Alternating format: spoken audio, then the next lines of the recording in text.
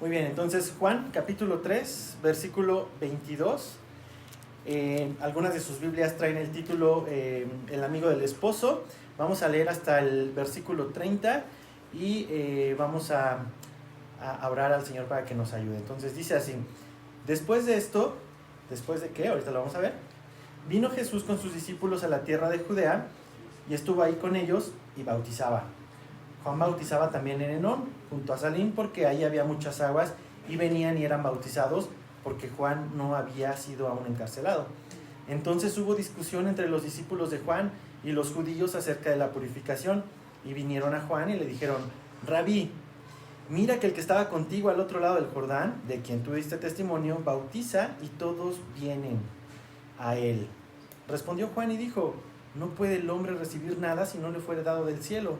Vosotros mismos me sois testigos de que dije: yo no soy el Cristo, sino que soy enviado delante de él. El que tiene la esposa es el esposo, mas el amigo del esposo que está a su lado y le oye, se goza grandemente de la voz del esposo. Así pues, este mi gozo está cumplido. Es necesario que él crezca, pero que yo mengue. Señor, te doy gracias, Padre, por esta mañana que nos permites venir a tu palabra y conocerte. Señor, te pido que guíes mis labios y guíes mi mente para poder hablar las palabras que tú el día de hoy destinaste para cada uno de tus hijos. Yo solamente soy un monitor, una voz de lo que tú tienes preparado para el día de hoy. Ayúdame a ser sabio y diligente en las palabras que he de compartir, Señor, y te pido por los corazones de mis hermanos para que tu Espíritu Santo sea abriendo sus corazones y que puedan entender estas palabras y que puedan finalmente considerar para vivir guiadas por ellas. Señor, te doy gracias en el nombre de Jesús. Amén. Pues como regularmente acostumbramos, leemos la palabra verso a verso. Creemos que de esta forma el Señor nos guía para hablar los temas que son necesarios para la iglesia. No somos una congregación que estudia predicaciones temáticas, y eso nos da la garantía que lo que hoy se habla viene de una secuencia y no son temas escogidos para ciertas situaciones en la iglesia. Entonces, bajo ese entendido, el día de hoy lo que vamos a ver parece que es una palabra de exhortación y también es una palabra de ánimo para nuestras vidas. Ahora, el versículo 22 del capítulo 3 comienza diciendo: después de esto, pero ¿qué pasó, no?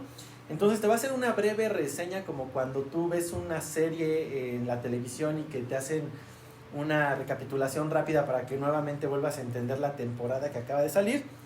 Pues venimos del capítulo 1, donde Juan declara que Jesús es Dios y nos dice que hay 4 testigos que confirman que Jesús es Dios, y uno de ellos fue Juan el Bautista. Y Juan el Bautista es importante que lo tomes en cuenta porque vamos a hablar de él. Fue una voz que dio testimonio de Jesús, y hubo 2 de sus discípulos que escucharon el testimonio de Juan y le siguieron a Jesús. Eso lo vemos en el capítulo 1 y vemos a los primeros discípulos en este capítulo. Luego en el capítulo 2 lo que vimos fue la primer señal de Jesús. Vemos a Jesús en unas bodas donde tienen un pequeño problema, se les acaba el vino y Jesús es llamado por su madre para que arregle esta situación, ¿no? Y entonces vemos cómo Jesús tiene el poder de convertir lo ordinario como el agua en algo extraordinario como el vino. Y no solamente se queda ahí, vemos que esto fue el inicio de señales, pero antes de esto también vemos que fue Jesús al templo en Jerusalén. ¿Y se acuerdan qué fue lo que hizo en el templo? Lo purificó, empezó a sacar a todos los mercaderes que estaban haciendo negocio y estaban lucrando con la fe de los judíos. Entonces, después de esta purificación, hay una parte en el capítulo 2 que vemos que mucha gente empezó a seguir a Jesús por estas señales. Y hablábamos mucho de las señales. Las señales nos direccionan a Jesús, pero no podemos quedarnos estacionados en las señales. Y vemos que Jesús dice que conoce el corazón de todos los hombres. Él sabía por qué había gente que lo seguía y quienes lo seguían por sus propios intereses, por a ver qué me puede dar este señor, vamos a ver si me ayuda con el trabajo que quiero, vamos a ver si me ayuda con la esposa que me la cambie, o vamos a ver si me ayuda con la economía. Y entonces Jesús sabía que había gente que lo seguía por conveniencia, pero también había gente que lo seguía verdaderamente por creer en él como el Cordero de Dios que quita ¿qué? El pecado del mundo. Y esos eran sus discípulos. Entonces todas las señales lo que hacían era reafirmar la fe de quienes creían en él como el Cordero de Dios que quita el pecado del mundo. Ahora, después en el capítulo 3 empezamos a ver que la fe no depende de la religión, escucha bien esto, ni del tiempo que llevas congregándote en una iglesia, ni las obras tan buenas que puedas hacer, ni las tradiciones que puedas cumplir. ¿Por qué? Porque vemos en el capítulo 3 a un tal Nicodemo, que era jefe de los fariseos, era un principal de los fariseos, que cumplía muy bien la ley, que se sabía la ley, pero tenía una necesidad: nacer de nuevo. No había nacido de nuevo. Y entonces aquí el Señor nos presenta, nos expone la necesidad que tanto Nicodemo, gente religiosa como él, como tú y como yo, necesitamos entender. Para ver y para poder entrar al reino de los cielos, ¿qué necesitamos? Nacer de nuevo. Pero ¿qué es esto de nacer de nuevo, no? Y Nicodemo tuvo la misma pregunta y dijo: ¿cómo puedo meterme al vientre de mi madre siendo viejo?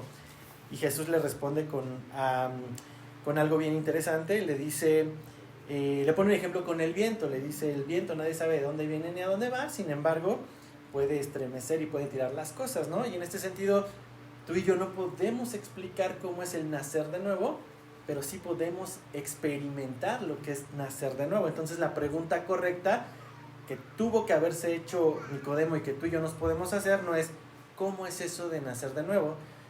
Sino más bien es ¿cómo puedo nacer de nuevo? Esa es la pregunta correcta.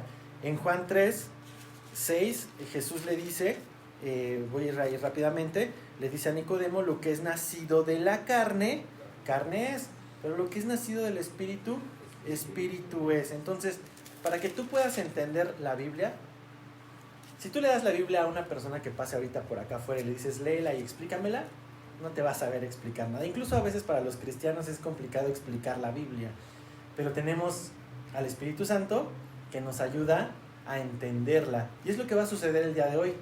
Lo que te voy a leer, lo que acabamos de leer, quizás te lo imaginaste y puedes decir: ok, ¿y esto qué tiene que ver con el amigo del esposo y el esposo? Pues mira, ahorita el Espíritu Santo nos va a ayudar a entender las verdades de estos versículos, y entonces lo que es del Espíritu, Espíritu es, y vamos a poder entender estas palabras. Ahora, acompáñame antes de regresar ahí al capítulo 3, acompáñame a Juan 6. Ahí está 3 capítulos adelante, Juan 6, versículo 63, porque vamos a poder responder la pregunta de ¿cómo puedo nacer de nuevo? Que esa es la pregunta correcta con la que debemos de iniciar esto. Dice así: el Espíritu es el que da ¿qué? Vida. Entonces el Espíritu es la fuente de esta vida. La carne para nada aprovecha. Esta carne que tú ves, esta pancita, estas lonjitas, esto que cuelga por acá, de nada aprovecha. Eso se va a caducar, se va a hacer polvo, pero el Espíritu no. Dice: la carne para nada aprovecha. Las palabras que yo os he hablado son espíritu y son vida. ¿Las qué? Las palabras. Y es lo que estamos haciendo aquí, estudiando las palabras de Dios que nos ha hablado, porque son espíritu y son vida para ti y son vida para mí. Por eso tanto énfasis en la palabra de Dios. Y vamos a regresar ahora sí a abrazar las palabras que Jesús nos habla a través de este capítulo. Y hace 8 días veíamos con José, que nos compartió que Cristo tuvo que morir para que tú y yo podamos tener vida. Eso está en el capítulo 3, del versículo 14 al 17. Y del capítulo 3, versículo 18 al 21, vemos que el hombre necesita creerlo para poder tener vida. Entonces, si tú quieres nacer de nuevo, lo primero que tienes que hacer es creer que Cristo murió por ti y por tus pecados, y cuando tú lo crees vas a poder experimentar vida. Qué paradoja es esta, ¿no? Su muerte trajo vida.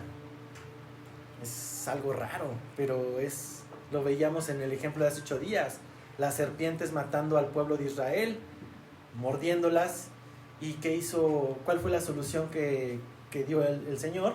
Levantar una serpiente en un poste, y la solución era simplemente verla. Y aún así gente prefería que las serpientes los mordieran y no ver la solución. hoy en día sigue sucediendo lo mismo. Mucha gente ve que Cristo está disponible y decide no verlo. Ahora, vamos a seguir caminando en este evangelio precioso que está en Juan 3. Y recuerda que el propósito de todo este libro, todo el propósito es Juan 20, 30, 31, que todas estas cosas se han escrito para que creas que Jesús es el Cristo, el Hijo de Dios, y para que creyendo tengáis vida en su nombre. Entonces, bajo este objetivo vamos a esta parte. Me encanta esto. El evangelio, el espectro del evangelio va a aplicar para gente tan religiosa como Nicodemo, que se sentía que había cumplido toda la ley, y su espectro es tan amplio que puede alcanzar a la persona más pecadora de este mundo, y lo vamos a ver dentro de 8 días con la mujer samaritana. Entonces el evangelio no excluye a personas. Dice, porque de tal manera amó Dios, ¿a quién? Al mundo. Y eso te aplicas tú, aplico yo, aplica a toda persona. No importa el pecado tan grande que puedas decir, esto no me lo perdona Dios.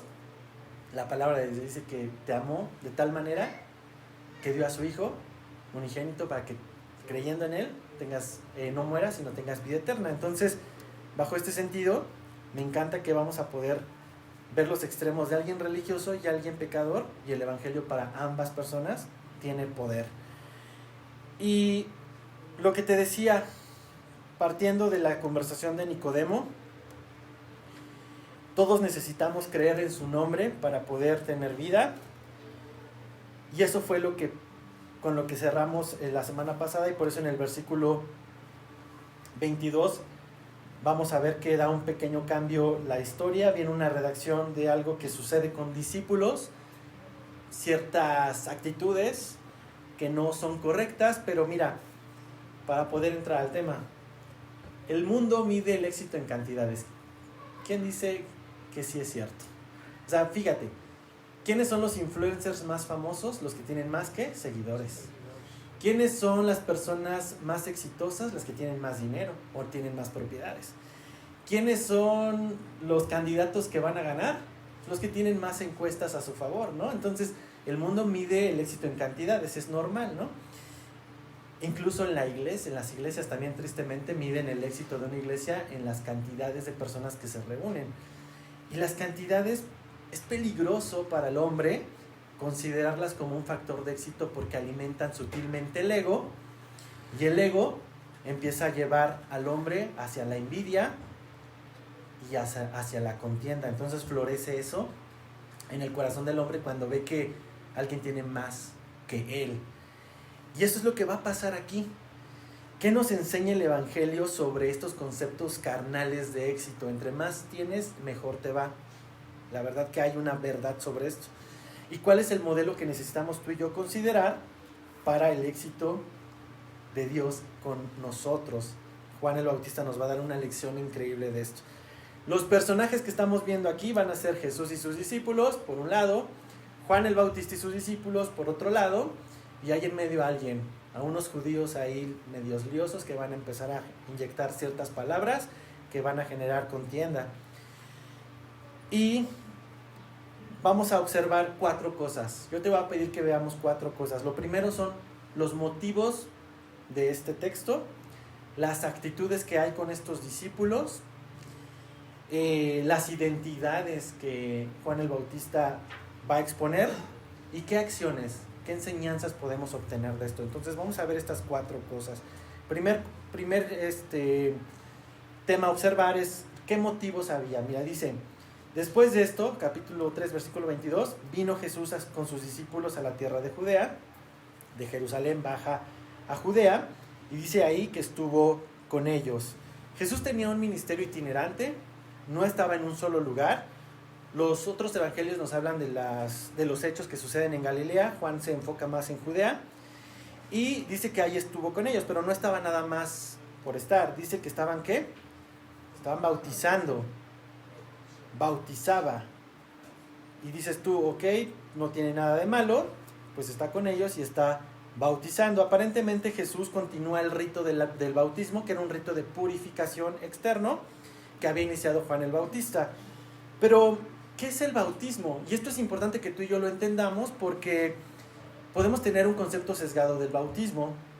Acompáñame a Mateo 3, versículo 1, 2 y 11. Voy a explicar rápidamente lo que es el bautismo para que tú entiendas los motivos. A lo mejor si yo te digo la palabra bautismo, te vas a imaginar la pachanga del año número 1 de los bebés, ¿no? Que hacen toda una fiesta porque bautizan al niño y si no lo bautizan no tiene incluso nombre, ¿no? Bueno, pues es para la religión tradicional, pero para el cristiano puede ser las aguas y bueno, ya cuando alguien se bautiza ya está del otro lado. Y vamos a entender qué es el bautismo. Dice Mateo capítulo 3, versículo 1 y 2 y luego el 11, dice: en aquellos días vino Juan el Bautista predicando en el desierto de Judea y diciendo, ¿cuál era el mensaje de Juan? Arrepentíos porque el reino de los cielos se ha acercado. Esa era la enseñanza de Juan. Y dice, yo a la verdad os bautizo en agua, ¿para qué? Entonces el bautismo de Juan es para arrepentimiento. Pero el que viene tras de mí, ¿a quién se refiere? A Cristo, cuyo calzado yo no soy digno de llevar, es más poderoso que yo. Él os bautizará ¿en qué? En Espíritu Santo y fuego. Entonces el bautismo de Juan es arrepentimiento y purificación. Y esto se ilustra en agua, ¿no? Cuando alguien va a las aguas, es sumergido y sale nuevamente. Y es un testimonio, es una prueba externa de una decisión interna. Es interesante esto, fíjate. Dice aquí que estaba Jesús con ellos y bautizaba. La realidad es que Jesús no bautizaba. Ahí mismo en el capítulo 3 de Juan, bueno, vamos a ver en el capítulo 4, versículo 1 y 2, ahí mismo dice en el versículo 2 que Jesús no bautizaba, sino eran sus discípulos. Entonces, Jesús solamente supervisaba que sus discípulos bautizaran en agua. ¿Por qué? Porque Él iba a bautizar en Espíritu Santo. ¿Y qué? El bautismo de Jesús no era bautismo de agua. Pero este acto simbolizaba algo y por eso Jesús lo había considerado continuar. Simbolizaba morir al pecado y simbolizaba querer nacer de nuevo. Aunque mostraba una intención de arrepentimiento, este rito, mis hermanos, no garantiza un arrepentimiento genuino. Y voy a repetirlo nuevamente. Que se bauticen a los niños, bebés, chiquitos, no garantiza que el bebé va a ser una buena persona. Porque el bautismo viene de un arrepentimiento, viene de un deseo de morir al pecado y nacer de nuevo. Entonces, Jesús bautizaría no en agua, sino en espíritu y fuego. En espíritu, nueva vida, lo acabamos de leer, y fuego, que lo vamos a ver en Juan 5, bautismo en fuego es el juicio, cuando el Señor en el fuego sumerja a los que han de ser condenados, y eso está en Juan 5. Entonces hay un orden coherente en esto, y todavía estoy hablando de los motivos de la pelea que va a haber aquí. El orden correcto es arrepentimiento de pecado, creer en Cristo como Salvador.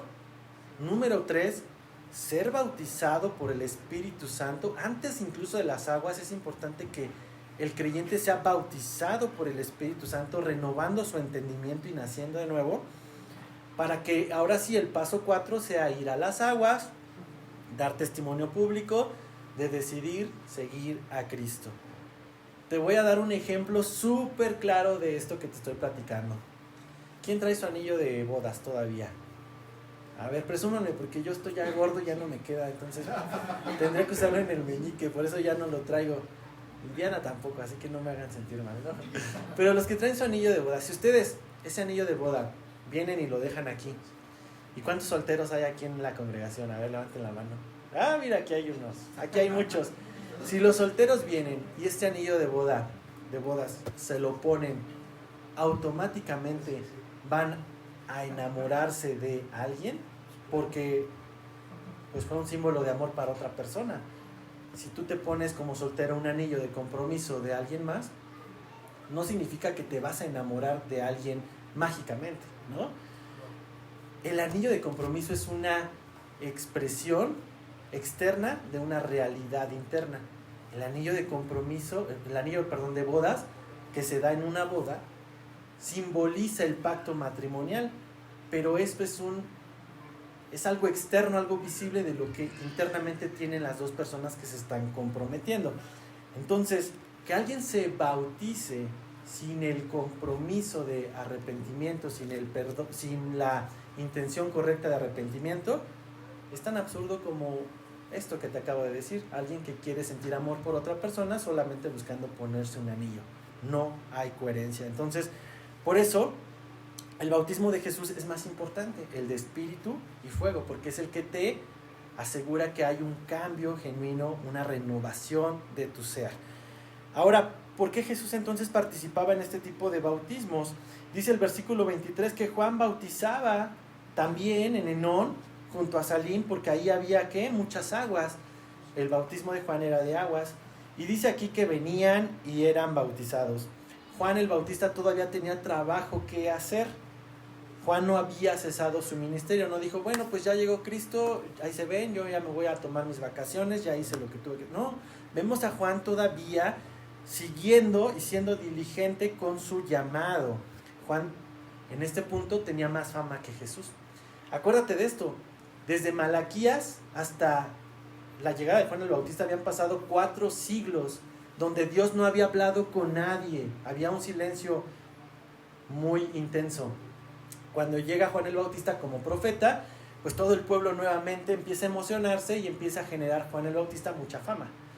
Y obviamente esa fama hace que la gente vaya a las aguas. Dice aquí que venían y eran bautizados. La gente seguía buscando a Juan el Bautista. Y Juan seguía cumpliendo diligentemente su propósito. El resultado de esta diligencia dice que la gente seguía viniendo a él y nos habla de un servicio efectivo. Ahora, versículo 25, vamos a entrar a lo bueno. Versículo 24 me faltó. Juan todavía no había sido encarcelado. Esta es una referencia importante porque Juan más adelante vamos a ver que fue encarcelado y fue muerto. Pero en este punto de la historia Juan seguía sirviendo al Señor con su llamado, que era el bautismo. Ahora, versículo 25, vamos a ver actitudes. Ya vimos el motivo, que era el bautismo. Ahora vamos a ver las actitudes que se ilustran con estas personas. Las actitudes, déjame decirte antes de empezar a esto, revelan lo que hay en nuestros corazones. Tú y yo podemos decir un montón de cosas, pero las actitudes son las que o confirman o decepcionan, porque la actitud es la que muestra lo que hay en el corazón de los hombres. Un hombre puede fingir religiosamente una vida piadosa. Hay gente que en la iglesia se pone la cachucha de santo y saliendo se pone los cuernos del diablo, ¿no? Y no es del Toluca, ¿no? Estoy hablando de que hay gente que puede fingir una vida de piedad, pero no lo es. Pero las actitudes van a revelar lo que hay en el corazón. Vamos a ver cómo comienza con una discusión. Y dice, entonces hubo discusión entre los discípulos de Juan. ¿Y quiénes? Ni siquiera con los discípulos de Jesús, fíjate, los judíos acerca de la purificación. Estos judíos que iban con Juan a quererse bautizar empezaron a discutir con los discípulos acerca de algo que era el rito de la purificación. Para los judíos la purificación era algo súper importante. Se estaban lave y lave a cada rato externamente. Por eso las 6 tinajas en la boda de Canaán, porque el agua era algo importante para sus ritos. Pero empezaron a discutir, y aunque no dice cuál era el motivo de la discusión, lo vamos a tratar de asumir con los siguientes versículos, pero probablemente era de, oye, si yo ya me bauticé con Juan, ¿por qué ahora Jesús bautiza? ¿Me tengo que bautizar también con él? Oye, si ya me bautizaron de chiquito, ¿tengo que bautizarme ahora que ya soy cristiano? O sea, ese tipo de discusiones probablemente pudieron estar aquí. No lo dice, yo solamente lo estoy asumiendo, pero el tema es que hubo una discusión. Y esta discusión, fíjate, ¿a dónde los llevó? Versículo 26. Vinieron a Juan y le dijeron, Rabí, mira que el que estaba contigo al otro lado del Jordán, de quien tú diste testimonio, bautiza y todos vienen a él. ¿Vinieron a Juan? ¿Cómo vinieron? ¿Qué actitud puedes ver aquí? Es una actitud acusadora, date cuenta. Oye, Juan, mira, el que estaba contigo. Fíjate en los pequeños detalles, ni siquiera le llaman por su nombre, ni siquiera le dicen, oye Jesús, el que tú dijiste que era el Cordero de Dios. No, le dice, el que estaba contigo. Cuando tú estás enojado con alguien y no te molesta a alguien tanto, ¿cómo le hablas? Esa persona. ay, aquel fulano de tal, ni siquiera su nombre le dices. ¿Por qué? Porque estabas muy molesto, ¿no? Lo mismo ellos, están tan molestos con Jesús que ni siquiera se atreven a pronunciar su nombre. Dice, el que estaba contigo. Qué actitud tan despectiva. Y luego le dicen, de quien tú diste testimonio. Ahora culpando a Juan por tu culpa, por haber dicho que él era el Cordero. Mira, ahora bautiza y todos vienen a él. Qué actitud tan soberbia. Y fíjate, bautiza. Eso te toca a ti, Juan. ¿Por qué dejas que Jesús bautice si eso es algo que te toca a ti? Y no solo eso, ahora todos vienen a él.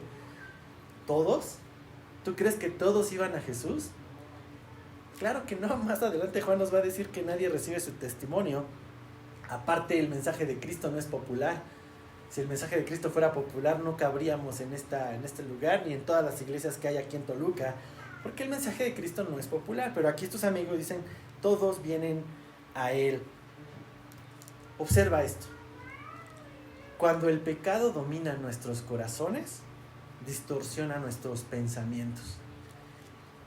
Esto es bien importante, mis hermanos, porque cuando permitimos que el pecado de la envidia, del egoísmo, empiece a ganar lugar en el corazón, va a empezar a distorsionar y vas a empezar, es que todos, es que nadie.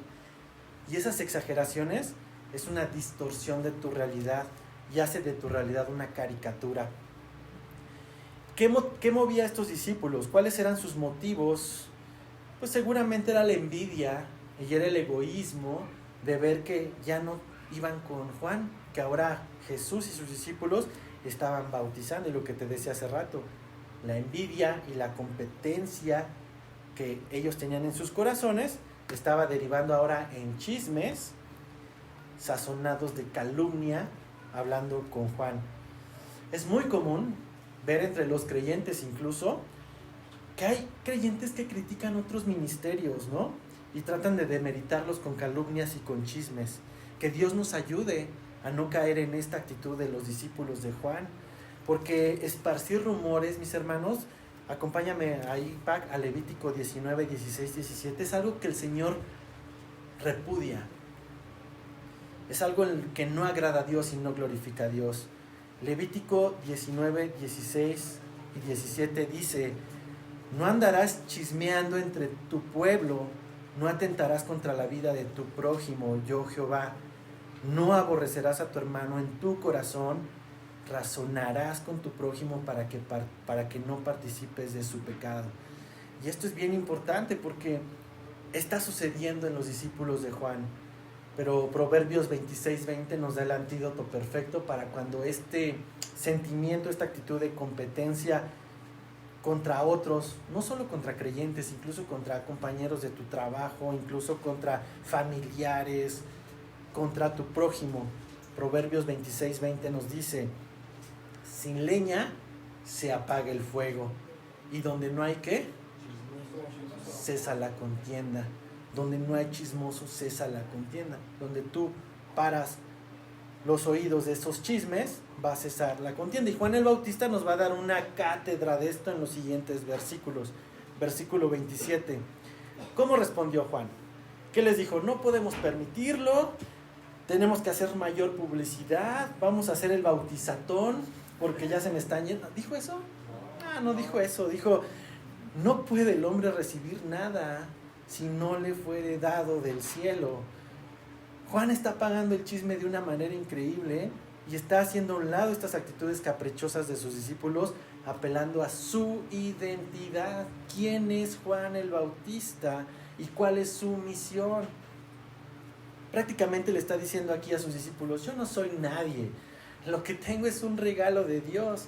Dice, no puede el hombre recibir nada si no le fuere dado del cielo. Incluidos ellos, incluidos los discípulos, eran un regalo de Dios para Juan.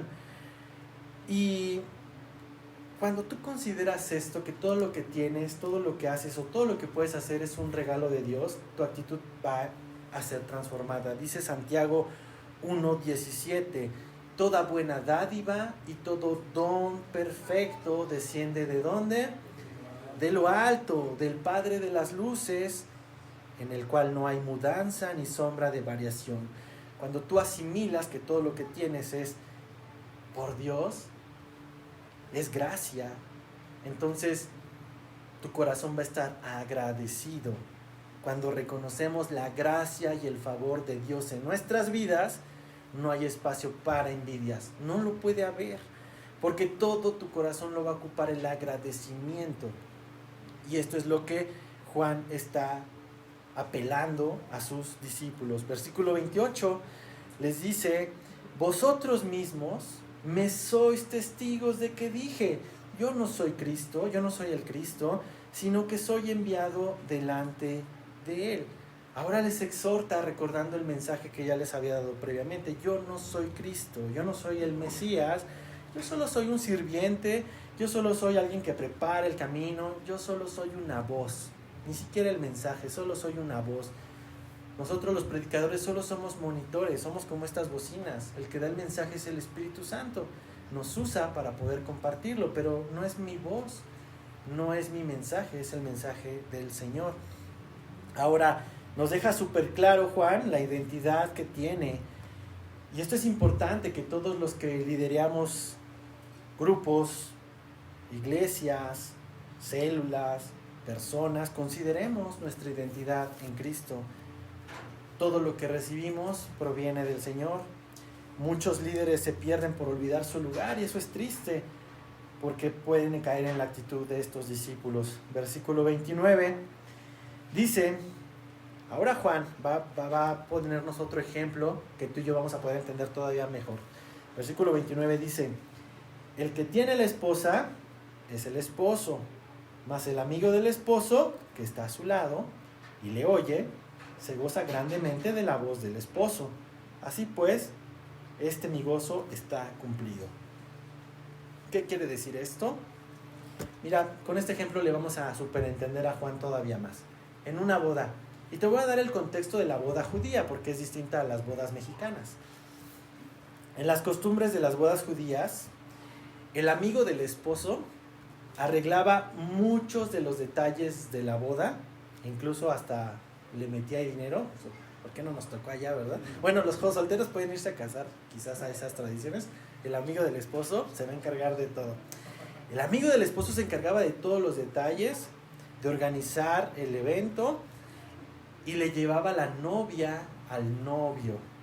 Este era como el acto final de aquí está tu novia.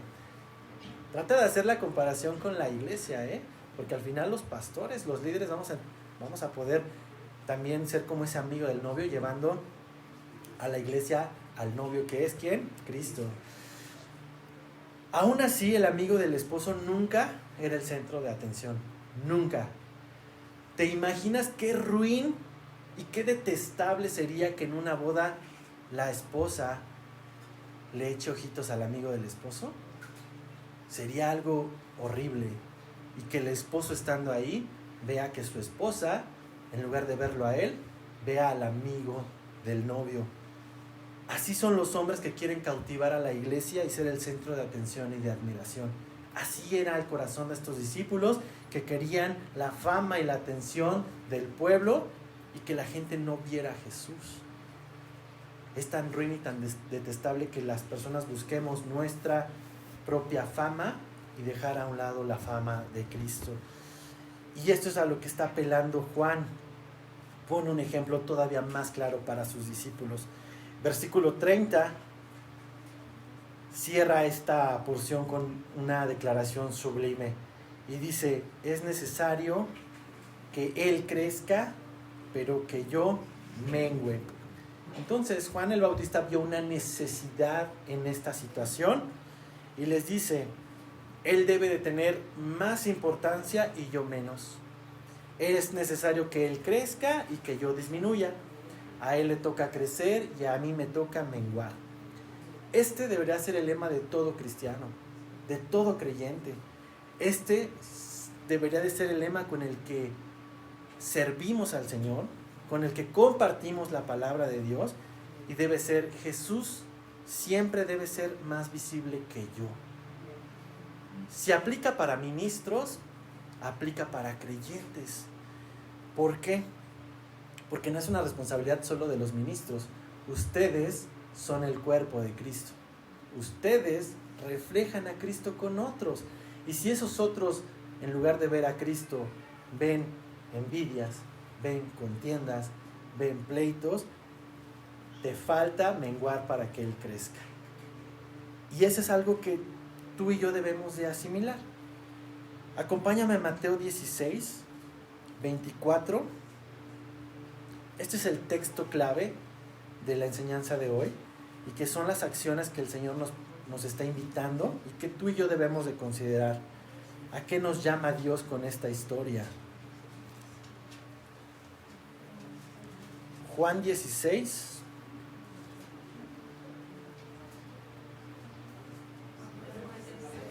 Mateo 16, versículo 24 al 26. Dice así: Entonces Jesús dijo a sus discípulos: si alguno quiere venir en pos de mí, ¿qué? Niéguese a sí mismo, número 1, y número 2, tome su cruz, y número 3, y sígame. Porque todo el que quiera salvar su vida la perderá, y todo el que pierda su vida por causa de mí la hallará. Porque ¿qué aprovechará al hombre si ganare todo el mundo y perdiere su alma? ¿O qué recompensa dará el hombre por su alma?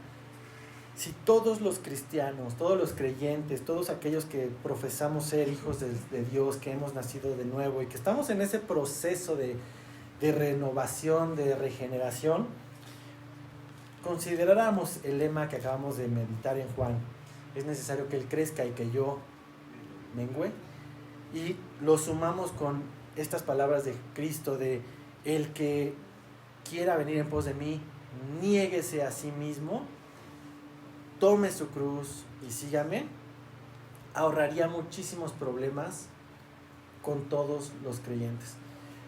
El problema de las envidias, las contiendas, las disensiones es cuando tú crees que mereces más o tú crees que tienes mayor derecho. Pero cuando tú volteas a ver las palabras de Cristo de niégate a ti mismo, esta actitud de querer reclamar tu derecho, reclamar tu posición, es llevada a la cruz. Tome su cruz, crucifica ese ego que está queriendo engrandecerte a ti y no engrandecer a Cristo. Negarse a sí mismo no es fácil, mis hermanos, es una obra de la regeneración del Espíritu. Por eso es importante nacer en el Espíritu. Si esto se lo decimos a alguien que no ha nacido en el Espíritu, es absurdo. Es como voy a dejar que tal persona se salga con la suya, es completamente absurdo. Sí, para él es absurdo porque no ha nacido en el Espíritu. Pero para ti y para mí, que estamos en este proceso de regeneración y estamos siendo transformados por medio de la renovación de nuestro entendimiento, Romanos 12, 1 y 2, vamos a poder asimilar que es necesario negarnos a nosotros mismos, tomar nuestra cruz, matar esos deseos en la cruz para seguirle. Jesús va a ser más visible en aquellos que se niegan a sí mismo para que Él crezca y para que tú y yo menguemos. Ese es el lema. Y fíjate, todo esto que acabamos de ver tiene una causa, tiene una raíz, es la incredulidad. Hubo 2 discípulos que sí creyeron las palabras de Juan el Bautista. ¿Te acuerdas quiénes fueron? Juan. ¿Y cuál fue el otro discípulo? Andrés. Andrés, junto con estos otros discípulos que vemos aquí, escucharon las mismas palabras de Juan. He aquí el Cordero de Dios que quita el pecado del mundo. Pero solo 2 siguieron a Jesús. El resto no quiso seguir a Jesús, se mantuvo con Juan. Y aquí podemos ver cuál era su motivo: seguir estando del lado de los famosos, ¿no? Porque Juan aquí era más famoso que Jesús en este punto.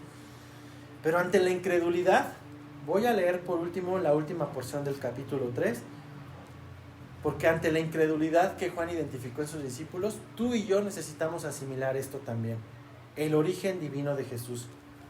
José, ¿me ayudas con el versículo 31? Dice: el que de arriba viene es sobre todos, el que es de la tierra es terrenal, cosas terrenales habla, el que viene del cielo es sobre todos. El origen divino de Cristo, considéralo. Cuando tú y yo lo entendemos, que el que viene de arriba es sobre todo, sobre ti, sobre mí, entonces vamos a entender que nuestra posición es por debajo de Cristo. Versículo 32, hay que considerar su testimonio divino. Alfredo, ¿me ayudas, porfa? Y lo que vio y oyó, esto testifica, y nadie recibe su testimonio. Entonces, lo que vio y lo que oyó, nadie le contó a Jesús las cosas que nos vino a contar Él a nosotros. Él las vio y Él las oyó. Esto habla de que lo experimentó divinamente. Versículo 33, el efecto de quienes reciben su testimonio. Pac, ¿me ayudas, por favor? Versículo 33. El que ha recibido su testimonio ha certificado esto, que Dios es veraz. Que Dios es veraz. Quienes recibimos su testimonio podemos ser testigos que todo esto que acabamos de hablar es cierto. No son cuentos chinos, no es una fábula de Alfredo, es veraz. Y la razón por la cual es verdad, versículo 34 y 35, ¿quién me ayuda a leerlo por allá atrás?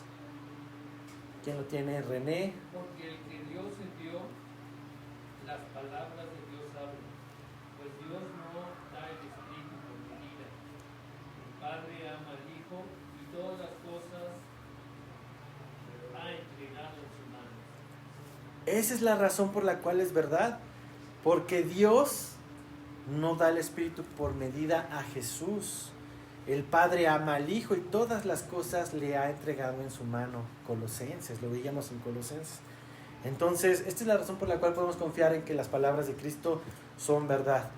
Y el versículo 36, vamos a ver el resultado que producen aquellos que dejan a un lado su incredulidad y que deciden creer en el Hijo de Dios. Y dice así, el que cree en el Hijo tiene vida eterna, pero el que rehúsa creer en el Hijo no verá la vida, sino que la ira de Dios está sobre él. Eso es triste, porque el que rehúsa creer en el Hijo, pues está formado en la fila de la condenación. Lo platicaba hace 8 días con el hermano, con José. Dice Juan 3:16 que Él no vino al mundo para condenar al mundo, ¿no? En Juan 3:17, sino que para que el mundo sea salvo por Él. ¿Por qué Jesús no vino a condenar el mundo? Porque el mundo ya está condenado. Porque dice aquí que la ira de Dios ya está sobre aquellos que no han creído en el Hijo de Dios. Esta fila de la ira está avanzando para llegar a la puerta que trae el título que dice condenación. Cuando tu vida física acabe, vas a abrir esa puerta y vas a pasar la puerta de la condenación para que aquel que se rehúsa a creer. Es lo que nos está diciendo aquí este último versículo. Pero la buena noticia es que el que cree en el Hijo tiene vida eterna. Y esta vida, mis hermanos, no es hasta que te mueras. La puedes experimentar desde hoy.